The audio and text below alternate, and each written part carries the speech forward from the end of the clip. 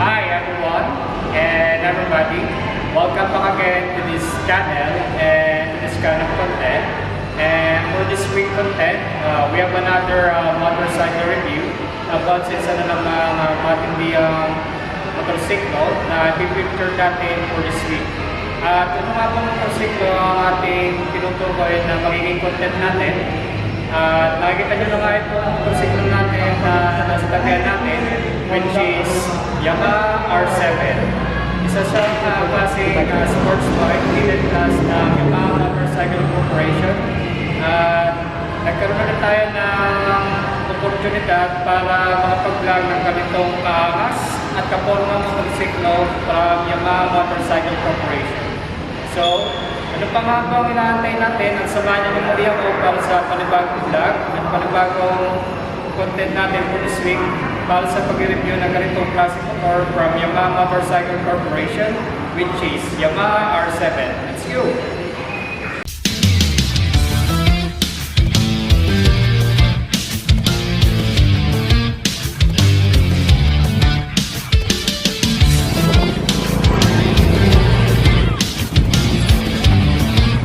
Hi everyone and everybody. So nakita-kita na muli tayo sa panibagong vlog at motorcycle review, which is our main focus for this week content is another great sports bike na naman na magkakaroon na muli tayo ng matindihang review, sharing of some important facts and information to this kind of sports bike and showing again some amazing shots to this kind of sports bike. So ano nga bang sports bike ang tatalakayan natin for this week content? Walang iba kundi ang nakikita nyo ngayon sa video ito, which is Yamaha R7 to its R-Series family from its maker, Yamaha Motorcycle Corporation, kung saan sila rin ang lumika at bumuo ng ilading malalakas at kilalang motorsiklo katulad ng kanilang MT Naked Bike Model Series na kilala sa pagiging malakas na naked bike series ng Yamaha, ang kanilang XSR series na kilala sa retro classical features at matipunong Cape Racer motorcycle lineups ni Yamaha, ang Max series na isa sa mga natatangi at kilalang touring motorcycle lineups ni Yamaha na idinisenyo hindi lang sa mga kapagbigay ng kakaibang riding experience kundi pati na rin ang accelerating performance at powerful features ng Max Series touring lineups ni Yamaha. At marami pang iba. Well, anyway, before we get started again to talk about some interesting history, facts, and information to this kind of sports bike, which is Yamaha R7, ay nagpapasalamat na muli ako sa ating mga loyal subscribers, followers at supporters ng content at channel na ito. Maraming salamat sa inyong lahat.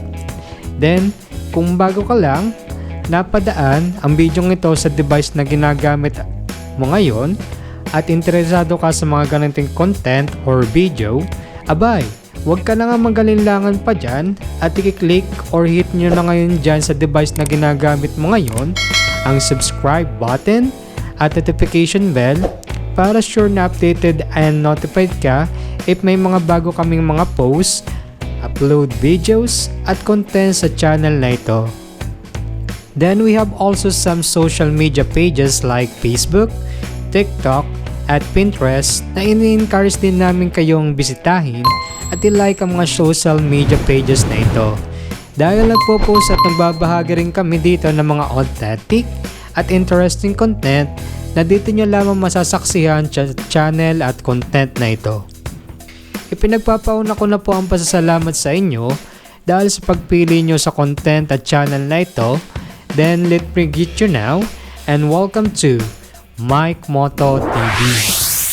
Alright everyone and everybody, let's proceed na nga at sabay-sabay na nga ating talakayin muna ang pinagmula ng matinding lineup na sports bike na ito, which is Yamaha R series. Let's go! During 1980s to 90s, which the age of super sports motorcycle machines was begun, rising and dominate the motorcycle world from 1000cc powerful engines, incredible framing, and body structures, which well-known motorcycle makers race to create a sport machines that will have a remarkable presence on the road and compete for the highest top speed. Yamaha Motorcycle flagship entry was one of them. They began to create an outstanding super sports machine like YZF 1000R or what they called Yamaha Thunder Race, a 5-valve 4-cylinder engine with 1002cc engine displacement and with a top speed of 164 miles per hour or 264 km per hour. Then the YZF 600R or Yamaha Thundercat, which is similar smaller sibling in the lineup that has liquid-cooled type of engine, 16 valves, inline 4 cylinders with 599cc engine displacement, which this was the earliest super sports bike of Yamaha during 90s. Revert back the time during 1985, Yamaha developed and created again a 4-stroke super sports machine which has 5-valve dual overhead cam engine with downdraft intake which is mounted in the frame with a forward incline toward the front wheel. The aim of this unique arrangement was to enhance the sense of unity between rider and machine, chiefly by lowering the bike's center of gravity while increasing the load on the front tire to generate clearer front end feel. This idea of designing the engine and chassis as a single integrated component was called Yamaha Genesis, and is a development ideal that remains part of Yamaha today. The FZ750 was a textbook example of a lightweight, slim and compact super sport machine, and it was highly competitive on the racetrack, taking a fantastic win at the 1986 Daytona 200 just a year after its market debut. The momentum established by the FZ750's success later grew into the racer replica category, ushering in a thrilling period in which full-on race bikes were developed alongside their street-oriented counterparts. In the mid-1990s, the idea Yamaha had for its super sports machine was neither a spacious liter class model nor a racer replica. This bike will be a lightweight, core, slim, and compact super sport with excellent handling, rideability, and traction. The core concept for this new motorcycle and in its ambition characteristic was excitement, and development began with the goal of creating the fastest machine on twisties and secondary roads. Leading a project with previously developed Yamaha's 2-stroke race bikes as well as the YZF 750R race bike, and the technical requirement focused on creating a layout with the same engineering freedom afforded by 2-stroke race machines. The 4-stroke engines of that time were longer compared to the naturally compact design of 2 strokes, a disadvantage the team faced in trying to line up the crankshaft, main shaft, and drive shaft in a straight line horizontally, inevitably making the engine itself longer. However, the engine development team put their heads together and devised a way to arrange the crankshaft, main shaft, and drive shaft in a triangular layout to make the show unit shorter. The resulting engine turned the design standard of the time for super sport power plants on their collective heads.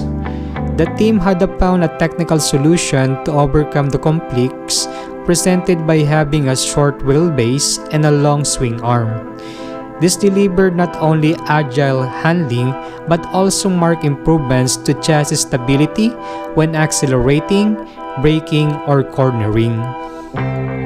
The exterior form of the bike also broke away from the long and large style and bracer replica looks of the time. The machine's performance and function were reflected throughout the bodywork, from the front end to the tail light, taking on the persona of the toned, well-trained athlete instead of a muscular bodybuilder. Furthermore, it departed from racer replicas that put functionality above all else and cast aside anything playful or decorative, instead opting for a sleek, high-quality look that encouraged affinity and funness from riders.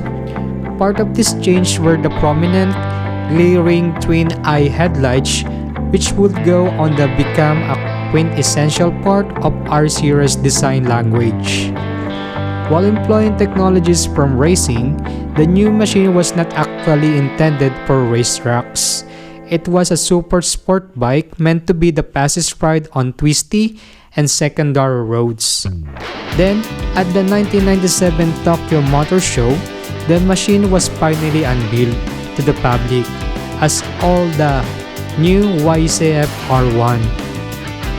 As soon as the first generation YZF R1 was released, it became such a hot topic in the industry that Japanese journalists dubbed the impact it left the R1 shocked because it changed the entire super sport category overnight. The stability and traction characteristic provided by the bike's lightweight, compact chassis, and long swing arm, rideability for predictable responses to the rider's wishes, an effective front and rear suspension combination, and much more deliver sports bike handling the likes of which no street rider had ever experienced. At simula nga noon ay naging sunod-sunod pa rin ang pagdevelop ng ilang mga R model series from this present time and to the future with Yamaha latest innovative design, technology, and features. Alright everyone and everybody, I hope so na na-appreciate nyo man lang kahit papaano ang pagbabalik tanaw natin sa nakaraan about sa istoryahe, facts and information ng motorsiklong ito, which is the Yamaha R model series. Sa pagpapatuloy nga ng motorcycle review na ito about sa content natin for this week and for this month, which is all about sports bike, ay magputungo na nga tayo para talakayin naman natin at mag-share na naman tayo ng mga interesting facts and information about sa isang pinakabagong lineup ng motorsiklo from the Yamaha R series family. At ito nga ang Yamaha R7. Kaya nga, we encourage everyone and everybody to do not skip any seconds or minutes until the very end part of this video. So, ano pa nga bang inaantay natin at simula na nga natin talakayin ang interesting facts and information sa motorsiklong ito, which is the Yamaha R7. Let's go!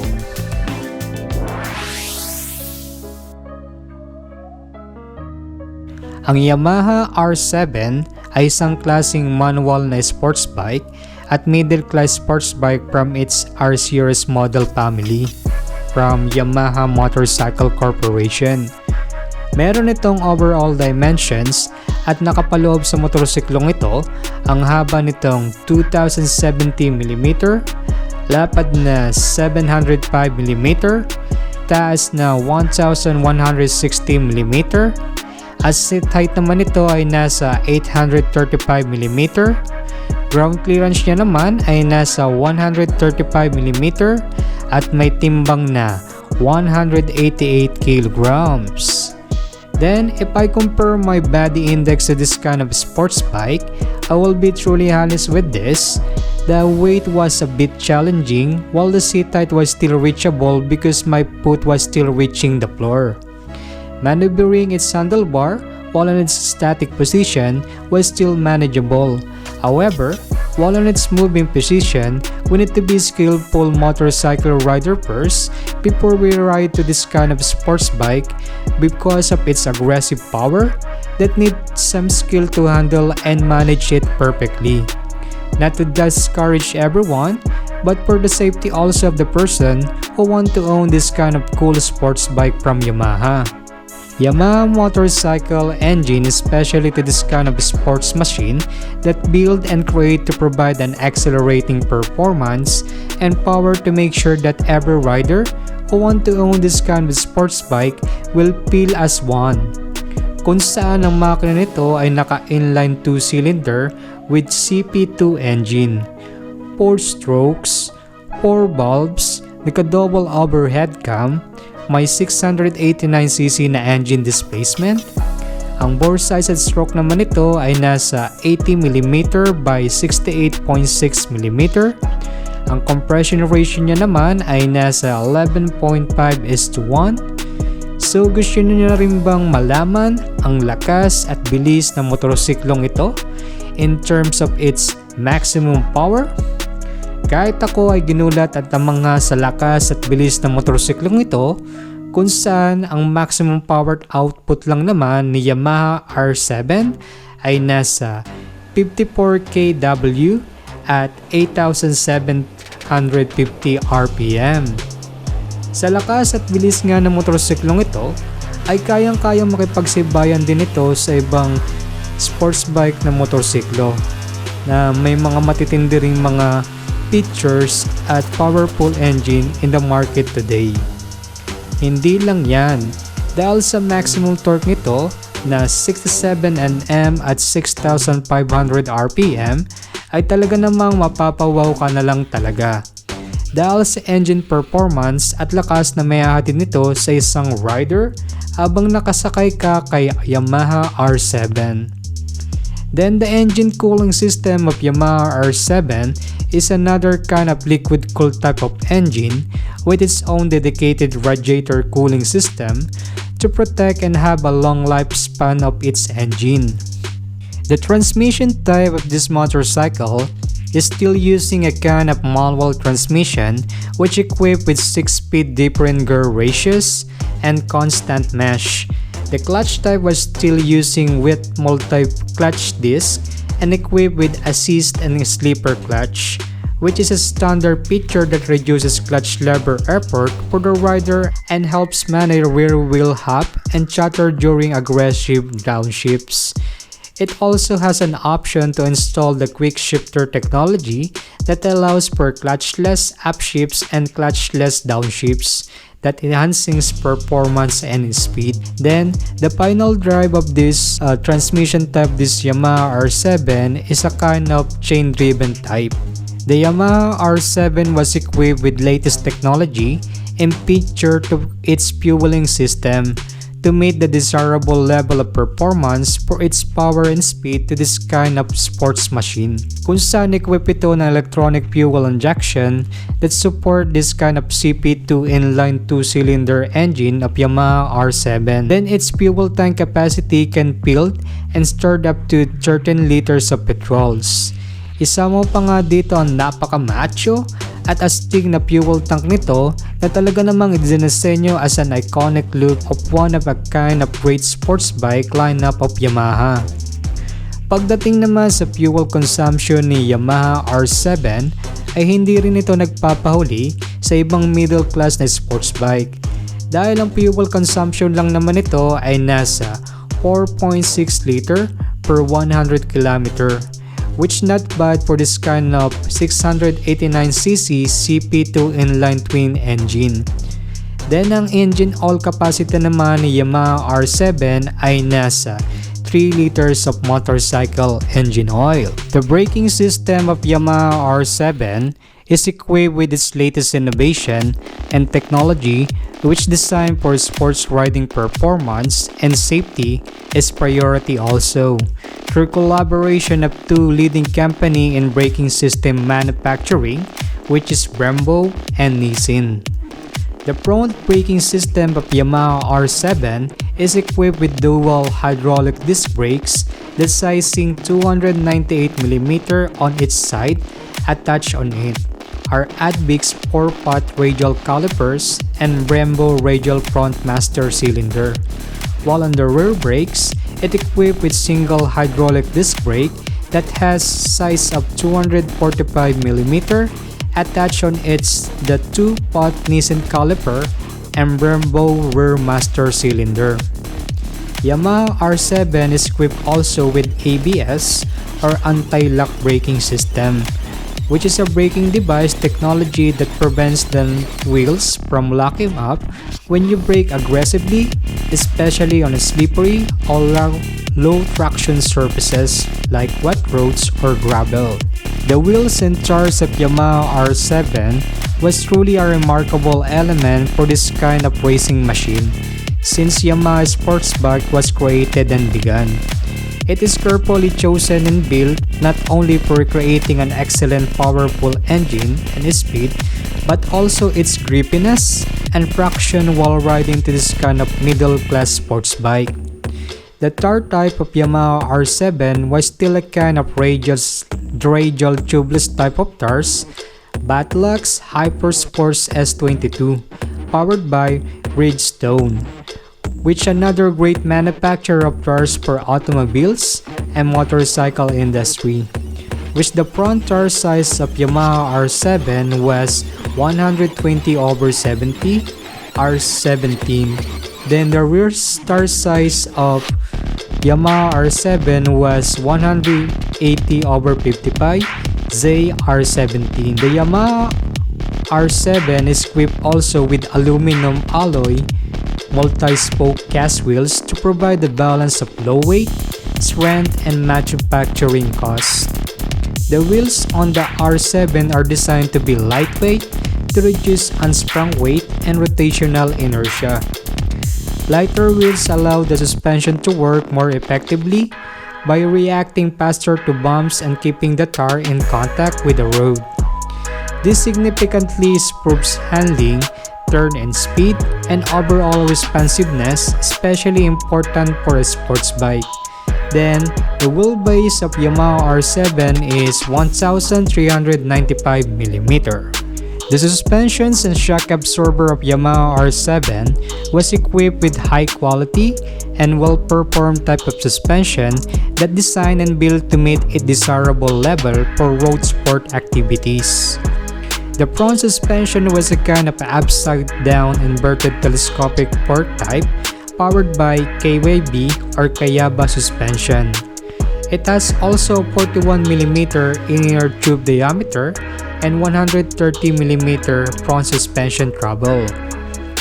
The rear shock absorber of Yamaha R7 is designed for balanced performance, offering a sporty feel while maintaining compliance for street riding.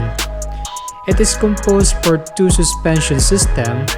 One is the monocross single shock absorber and its wide and long swing arm that using linkage system to connect the swing arm to the shock and the frame. This linkage provides a progressive action, meaning the shock becomes progressively steeper as the suspension compresses.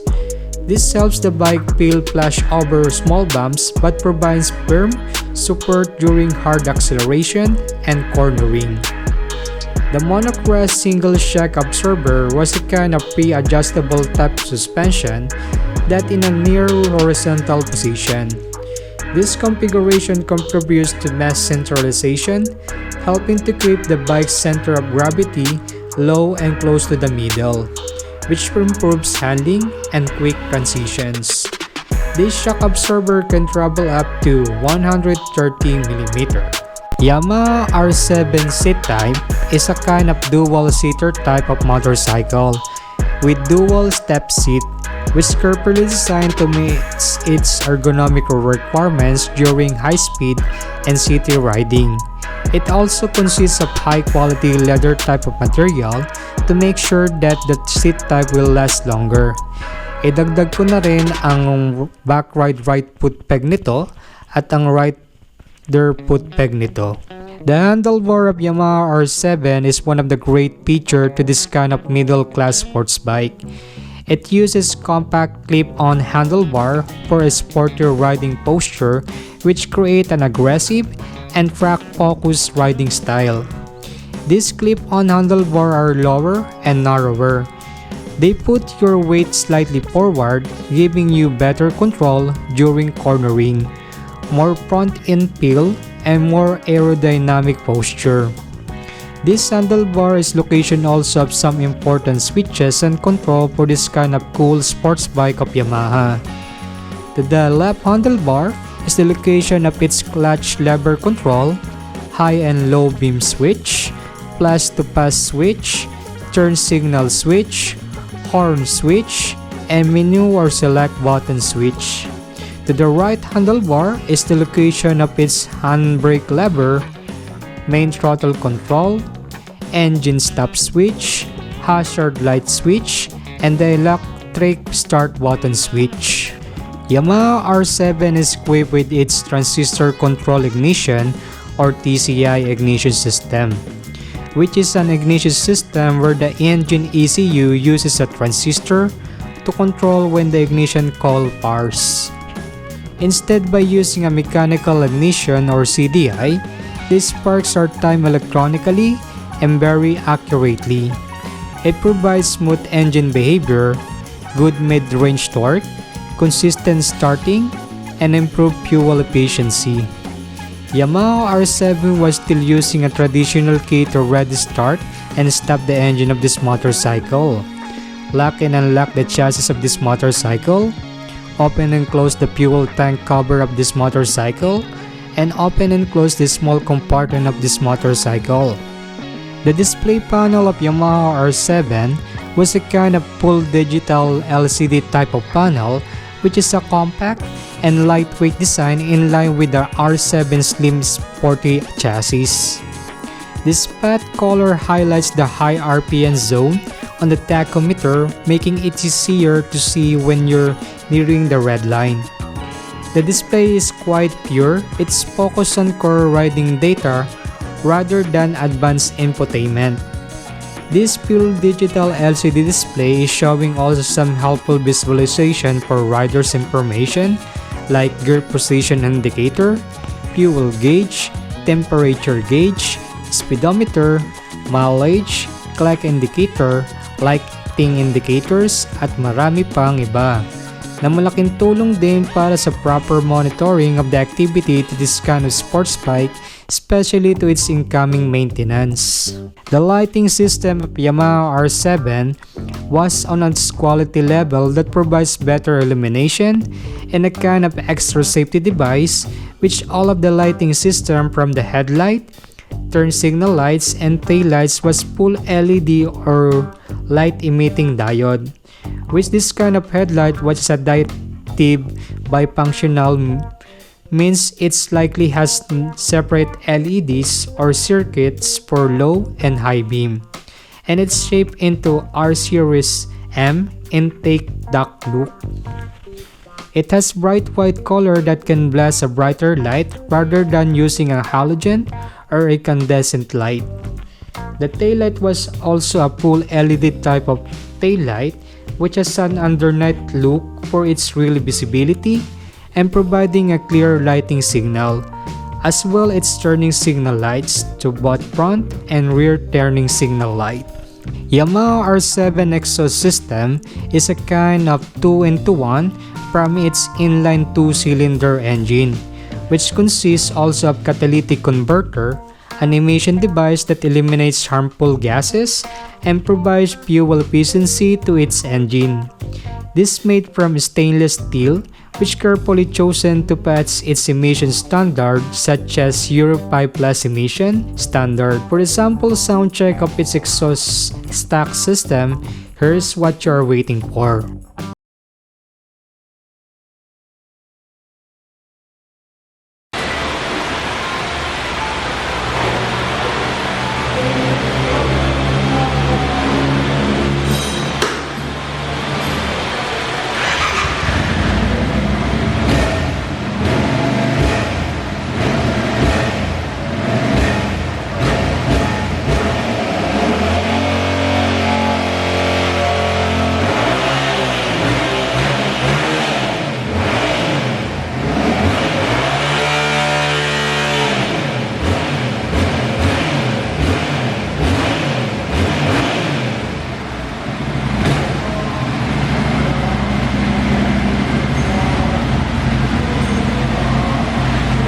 The Yamaha R7 utilizes a chassis structure designed for a balance of lightweight, agility, and sport-focused handling. It uses a diamond or backbone style framing which is constructed from high tensile strength tabular material. While the base structure is similar to the MT7's, the R7 frame has been tuned for rigidity balance. This includes optimized fastening rigidity in various parts, particularly around the swing arm pivot. The use of an aluminum center brace with rigid mounts to improve torsional rigidity, which is key for sharper handling. The overall framing and structural philosophy for the R7 is to take the successful CP2 engine platform and integrate it to more rigid, better suspended, and aggressive chassis to create a true, accessible sport machine. The pairing of the Yamaha R7 is a critical element of its design, define its aggressive super sport appearance and contributing significantly to its performance. R7 pairing design is instantly recognizable as a part of Yamaha R series family, like the R1, R6, and R3, featuring a sleek, fully enclosed bodywork. Yamaha specifically designed the pairing to be slim and compact, making it the narrowest model in the R series family. This narrowness is crucial for reducing frontal wind resistance and optimizing the overall aerodynamic profile, contributing to a higher top speed than its base model, the MT7. The bodywork, including the deep tank indents, is shaped to fully incorporate the rider's body when tacked in, further minimizing drag and improving the flow of air around the body. First, the iconic R series twin eye look, giving it an aggressive and focused appearance. A signature R series design element is the M-shaped central air intake duct, located directly between the twin eye lights. The entire pairing from the nose to the side panel is designed to be as thin as possible. This is not only aids aerodynamics but also creates a thin profile between the rider legs, which enhances the feeling of control and makes it easier for rider to touch the ground. The latest Yamaha R7 that we featured on this video is available also in two variant colors such as Yamaha Black and the color that we featured to this video, which is the Yamaha Race Blue. Alright everyone and everybody, kayo ba ay namangha na muli at namay sa ganitong kalakas at kapormang middle class na sports bike from Yamaha, which is the Yamaha R7, na mapapasabi ka na lang talaga na wow na lang talaga, na sana magkaroon din tayo ng ganitong kakul na middle class na sports bike. Then kung nakukulangan pa kayo at meron kayong gustong idagdag, mungkahe, komento or suggestion o ano pa man yan, just leave it in the comment section below or just email that on the email address of this channel, and we'll try to create some content that you want to hear from us. Then if you like this video, please don't forget to click the thumbs up button. Then we encourage also to share this video to your friends, family, and to everybody. Then we'll see you again to our next content for some amazing motorcycle review for this month, which is all about sports bike. Sayonara!